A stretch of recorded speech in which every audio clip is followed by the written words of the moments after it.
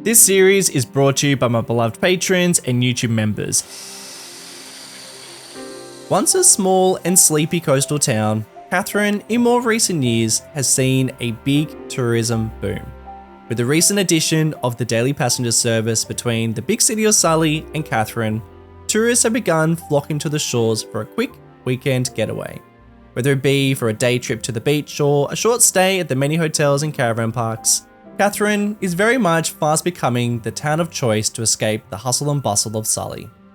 This episode is inspired by the many beaches along the Australian coastline, but in particular around the northern beaches of Sydney, which is where I'm from.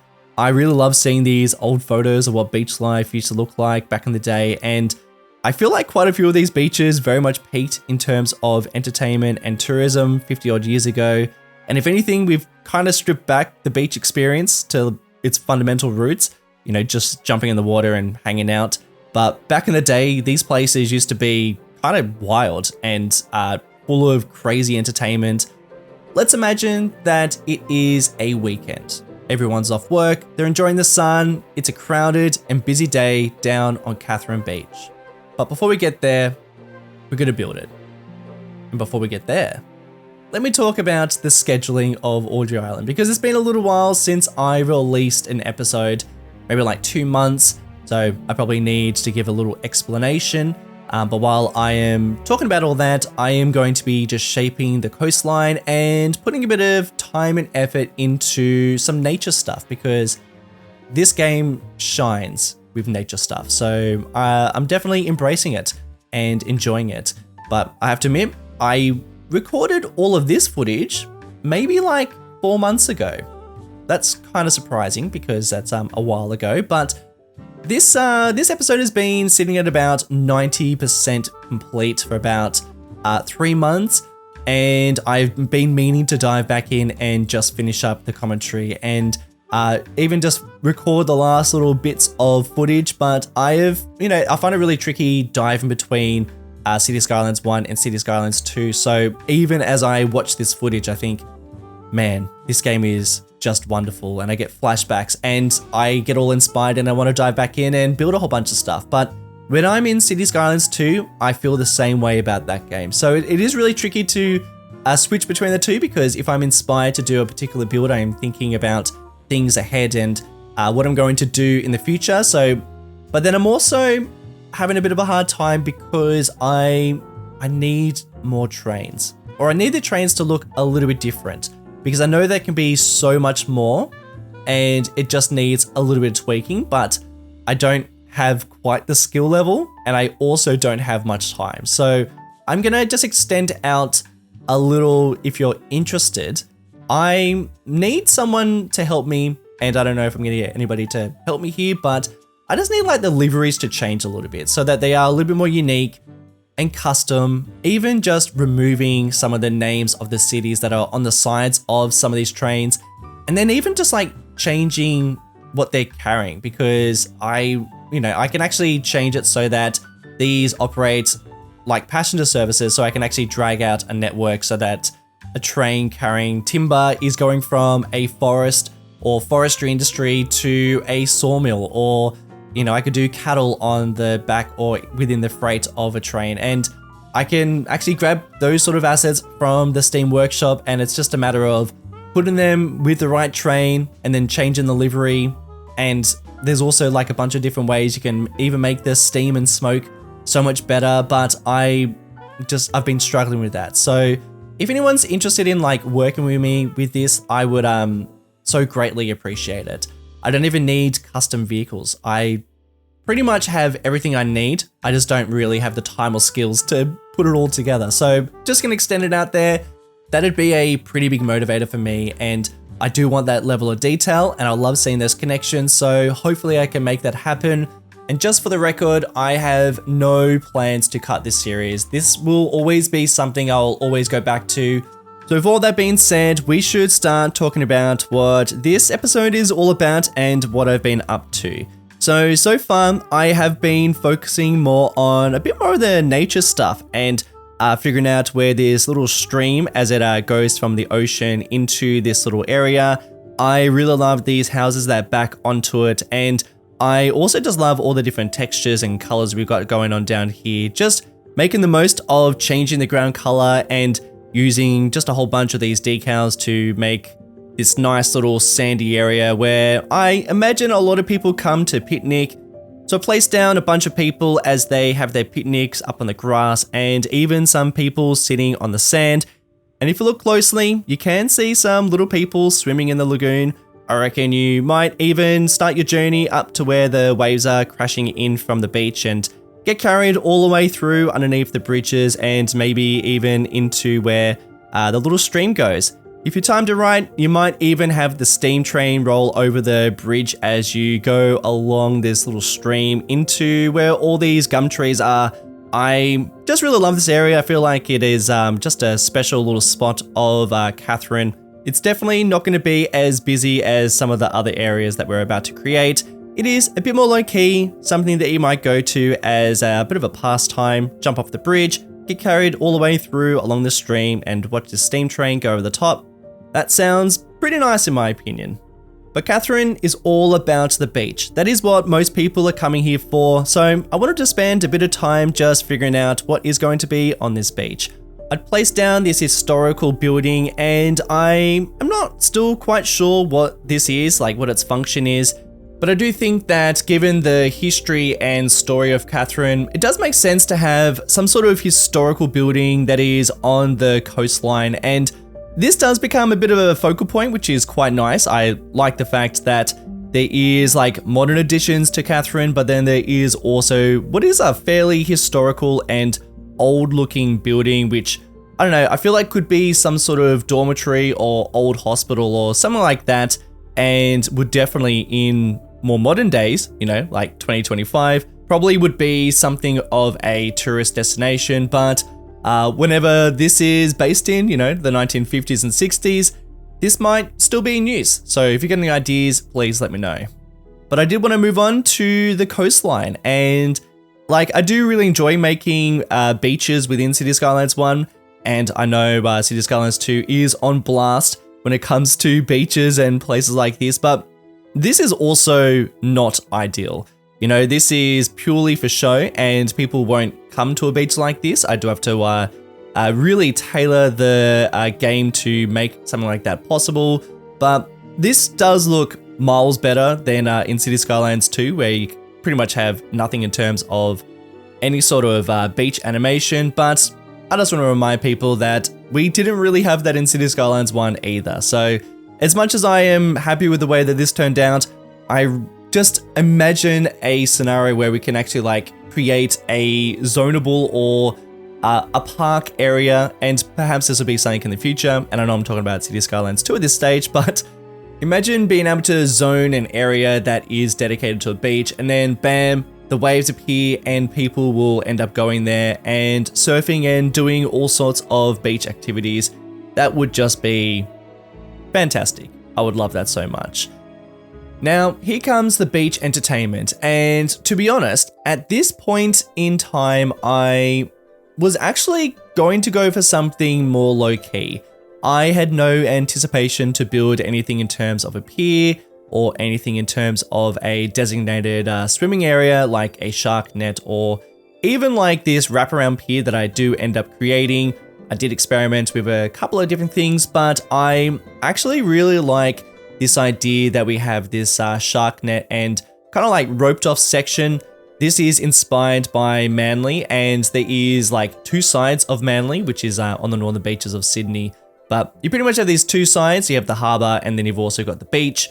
And on the harbour side, you do have this whole entertainment area, which these days is pretty just like low key and there isn't really much down there. But back in the day, this was definitely the place to be. There was an aquarium, there was a whole bunch of diving boards, and it really went off. It was quite the place. But yeah, these days, I think most people choose to go swimming on the beach side, and I kind of wanted to splice the two together. So kind of make a bit more of a authentic beach experience. So there will be kind of like two sides of the beach within Catherine. We're gonna have one that is a bit more, feels a bit more authentic, a bit more just like your regular old beach.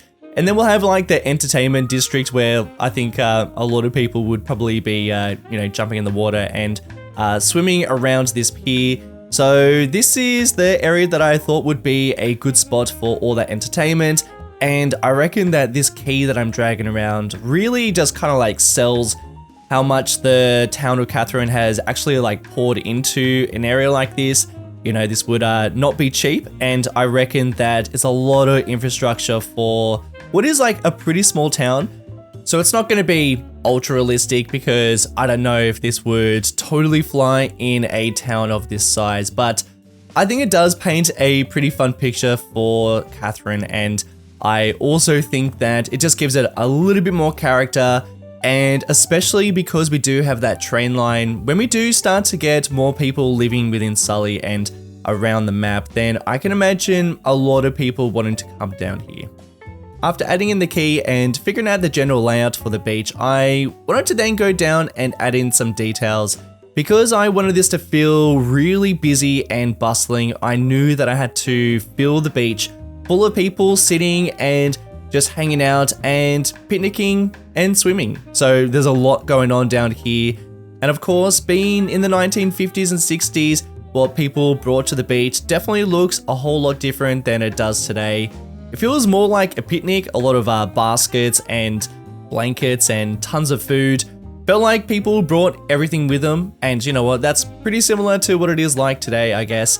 But there just seems to be more just general hanging out and people not bringing as much to the beach these days. Maybe I'm wrong there. Maybe I'm just kind of looking too deep into it. But regardless, I did want to really make it feel like it was a different era down here. So I did have to grab a couple of new things from the Steam Workshop, which me just saying that probably is a bit of a blast from the past for a lot of you. But yeah, the workshop's still pretty pumping. There's a lot of really great assets being added, and I grabbed a whole bunch of market stall bits and pieces, all sorts of tiny little bottles and baskets and food items. It's kind of nuts that in a game that is dedicated to city building, I can grab assets like apples and bottles and just a whole bunch of different types of them too. It's not even just like, here's one type of bottle. No, I could choose all sorts of different types of wine bottles. So there you go. And of course, it did take quite a while to get all these people down and make sure that they were all at the right height and not sinking into the ground and no one floating. It's just something that takes ages. But once I was able to get all that happening, I was then able just to copy and paste people using Move It and place them to different areas of the beach. And I guess now that I've got this template, I can just continue to do that in other places. I then had to add some people down swimming around in the water, and once I did, I felt like all of this was looking pretty nice. But you guys know me, it's all well and good to make something that looks kind of nice. It also has to function. So I ended up making this into a park and dragging out a bit of an invisible network along the pier so that we will end up seeing people walking across there. And I've also added in a bunch of those boom spawners, which is basically just acting like a giant park, invisible giant park. So we will end up seeing people walking around the beach, which is pretty nice. I wanted to drive my attention to the headland, and I decided to drag out a bit of a quay that kind of snaked around the headland. This is probably like too much infrastructure for a little town like this, but again, we're just gonna go with it. It does look kind of nice, and I do think that, beaches like this around Australia did see a big influx of infrastructure, and to be honest, not exclusively Australia either. A lot of places around the world saw big pieces of infrastructure dedicated to entertainment around the coastline, especially around the 50s and even earlier, as a lot of people were visiting the beach more than ever. So it is kind of interesting to see, relics like this from the past, and even a lot of infrastructure and entertainment that actually no longer exists, even though the demand's there and the population has increased. It just doesn't exist anymore. So it's kind of interesting, like even around Manly, that other place that I was taking inspiration from, did also have like a lot more there. There was an aquarium, there were a bunch of water slides and diving boards. None of that exists today. But as we continue to build, I am now adding in a ocean pool. This seems to be a pretty staple for pretty much every single beach within Australia. And I don't know if this is like a thing in other countries, but we have a lot of these ocean pools, which are always great. They're always free and they are just like great places to go and do laps. And it's also a really great third place for everyone who lives within the area to come down and go for laps and just like hang out. And it's because it's all free and, you know, people just bring their coffees down. It's just like a really lovely little place to hang out. So I felt like Catherine definitely needed this. And then I actually had a lot of fun just working on some of the waves coming and crashing onto the rocks, which might not look like much, but what I'm actually doing is playing around with the terrain and trying to make it so I can get decals just like on the bottom of the water so you can just see them poking through. And then you just mix that in with some grass props acting as some seaweed, and it feels pretty convincing. It felt like a nice way to achieve what is always like a really tricky area to work in. And then I wanted to add in a bit of a nod to those water slides that I was mentioning around Manly that used to exist. I've added it as part of a hotel, which is actually a pretty large building. Again, probably a bit too much of a building to go within Catherine, but I do imagine that there is like a lot of investment around here, and especially if there is like tons of people coming in and making that journey down here, a lot of hotels would exist. And you might have noticed that I was also placing down some older ones too. So we've got some pretty historical, some nice little colonial buildings. So we've got a bit of a mix of some modern ones, which is the one that I just built, but then also some of the older ones, which I think would kind of be acting more as, you know, kind of staying a bit more of a historical type of place. But with the beach now complete and the hotels down, I felt like it was time to give the rest of the town a little bit of a spruce up.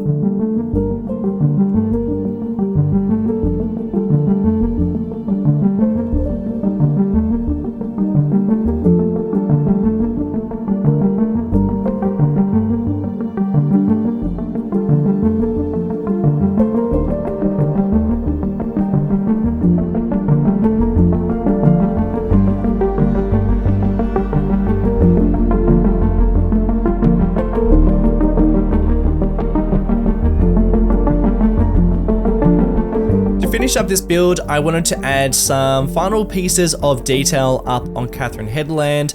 And as I do, I just want to say a big thank you all for watching today's episode, and sorry this one took so long to come out. I don't plan to have such a long break in between episodes like this, but it might not be as frequent as other videos on my channel, but I have no plans to wrap this up. This is a game that I really enjoy jumping back in and playing. And even watching this footage makes me want to dive back in and play it, and I'm probably going to do that when I finish wrapping this up. So I just want to say big thank you all for your support, and continue to ask where the series is if you are wanting more, because it is basically up to the enthusiasm from my audience, which keeps it alive. So a big shout out to you all for your enthusiasm behind it. And while I'm giving some praise, I want to give a special shout out to some of my beloved patrons and YouTube members for making videos like this possible. BOJ, K-Pen, Cherriesville, Big393, Z Caesar Salad, W Tiger TW, Zach Tibbo, Edward Ritchie, Justin, and Sam Frost from STL. Cheers guys, really appreciate it. Catch you on the next one. Bye.